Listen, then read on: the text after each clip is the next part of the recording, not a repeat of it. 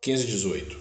Assim como são atraídos pela simpatia para certos indivíduos, são igualmente os espíritos por motivos particulares para as reuniões de indivíduos? Os espíritos preferem estar no meio dos que lhes assemelham.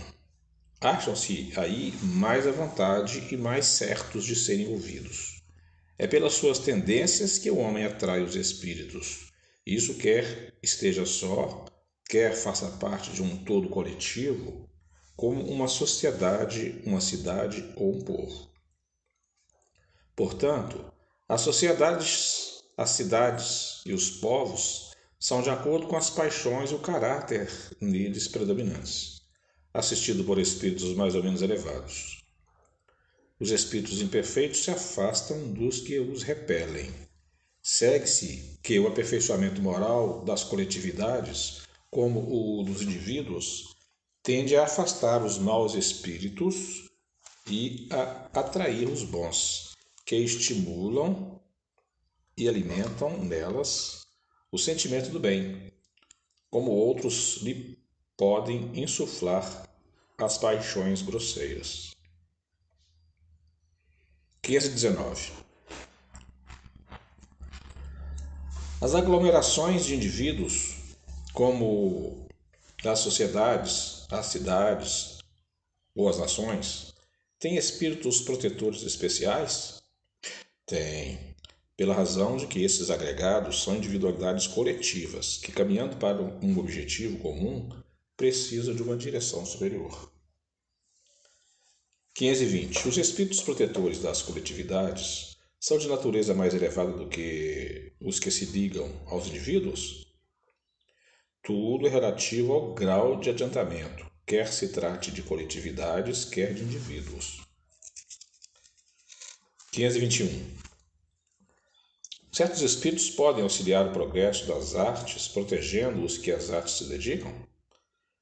Há espíritos protetores especiais e que assistem os que os invocam, quando dignos dessa assistência. Que queres, porém, que façam com os que julgam ser o que não são? Não lhes cabe fazer que os cegos vejam, nem que os surdos ouçam. Comentário de Kardec. Os antigos fizeram desses espíritos divindades especiais. As musas não eram senão a personificação alegórica dos espíritos protetores das ciências e das artes, como dos deuses Lares e Penates, simbolizam os espíritos protetores da família. Também, modernamente, as artes, as diferentes indústrias, as cidades, os países, têm seus patrimônios, seus patronos, que mais não são do que espíritos superiores, sob várias designações. Tendo todo homem espíritos que com ele se batizam, é claro que nos corpos coletivos a generalidade dos espíritos que lhe votam simpatia está em proporção com a generalidade dos indivíduos. Que os espíritos estranhos são atraídos para essas coletividades pela identidade dos gostos e das ideias. Em suma, que esses agregados de pessoas, tanto quanto os indivíduos, são mais ou menos bem assistidos e influenciados de acordo com a natureza dos sentimentos dominantes entre os elementos que os compõem. Nos povos, determinam a atração dos espíritos os costumes, os hábitos, o caráter dominante e a lei. As leis, sobretudo, porque o caráter de uma nação se reflete nas suas leis. Fazendo reinar em seu seio a justiça, os homens combatem a influência dos maus espíritos. Onde quer que as leis consagrem coisas injustas, contrárias à humanidade, os bons espíritos ficam em minoria. E a multidão que aflui dos maus mantém a nação aferrada às suas ideias e paralisa as boas influências parciais, que ficam perdidas no conjunto, como que insufladas espigas entre espinheiros. Estudando-se os costumes dos povos ou de qualquer reunião de homens, facilmente se forma a ideia da população oculta que se lhe imiscui no modo de pensar e nos atos. Título: Pressentimentos. 522. O pressentimento é sempre um aviso do espírito protetor? é o conselho íntimo e oculto de um espírito que vos quer bem. Também está na intuição da escolha que se haja feito. É a voz do instinto. Antes de encarnar, tem o espírito conhecimento das fases principais de suas existências, isto é, do gênero das provas a que se submete.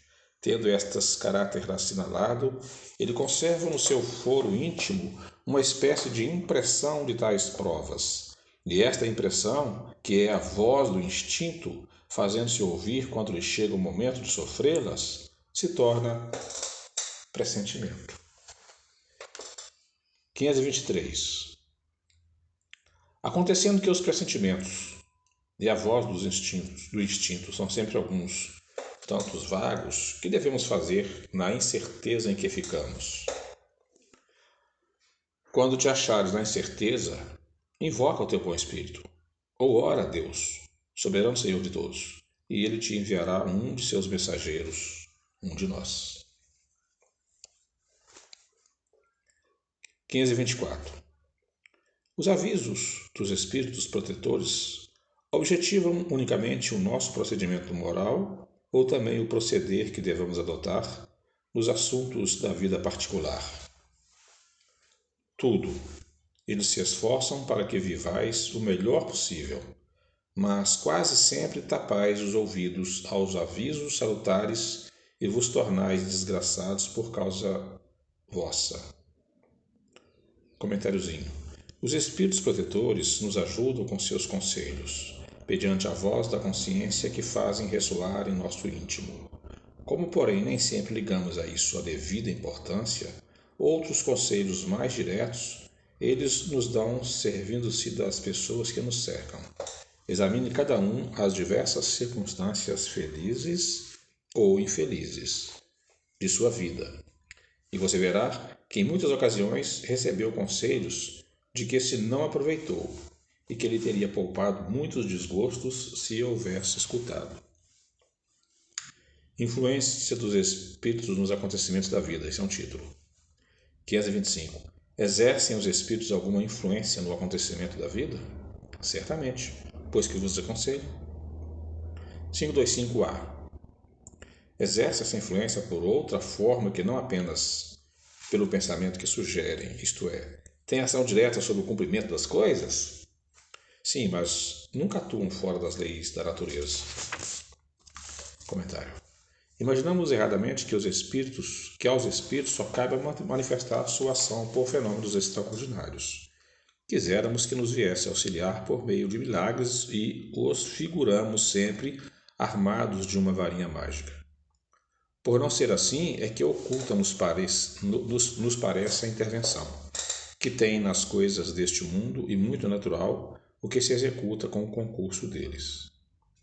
É assim que, provocado, por exemplo, o encontro de duas pessoas que suporão encontrar-se por acaso, inspirando a alguém a ideia de passar por determinado lugar, chamando-lhe a atenção por certo ponto, se disso resulta o que tenha em vista, eles obram de tal maneira que o homem, crente de que obedece a um impulso próprio, conserva sempre o seu livre-arbítrio.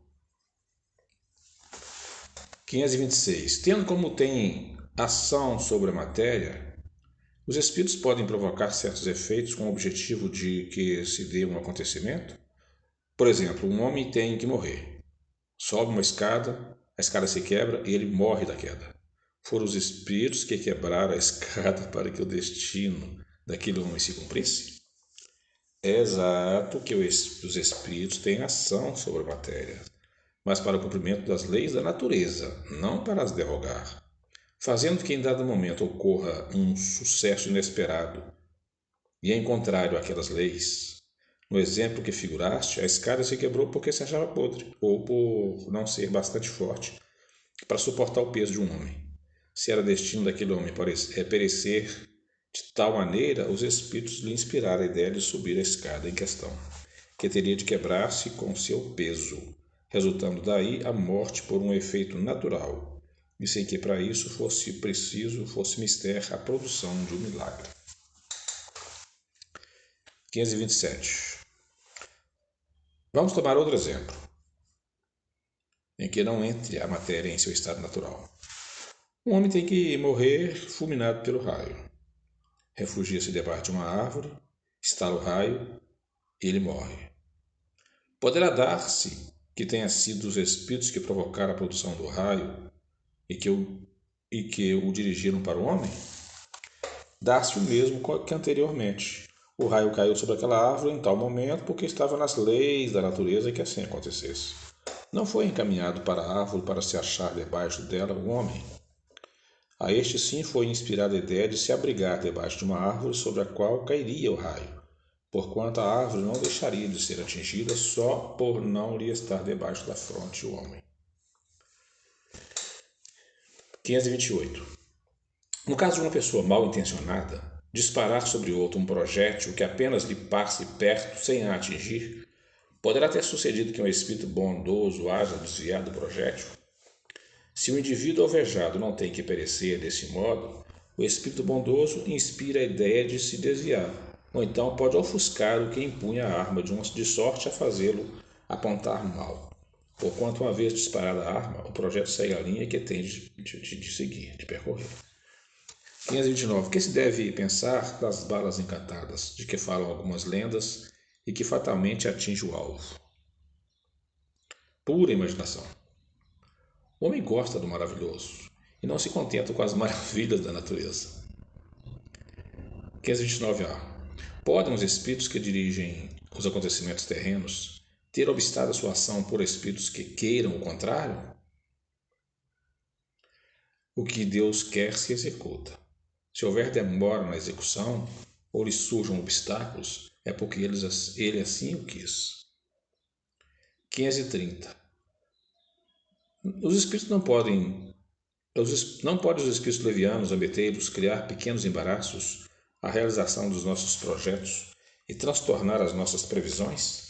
Serão eles, numa palavra, os causadores do que chamamos pequenas misérias da vida humana? Eles se comprazem em vos causar aborrecimento. Acho que já é a resposta. Eles se comprazem em vos causar aborrecimentos que representam para vós provas destinadas a executar a vossa paciência. Cansam-se, porém, quando veem que nada conseguem. Entretanto, não seria justo, nem acertado, imputar-lhes todas as decepções que experimentais e de que sois os principais culpados pela vossa irreflexão. Fica certo de que, se a tua louça se quebrar, é mais por descuido teu do que por culpa dos espíritos.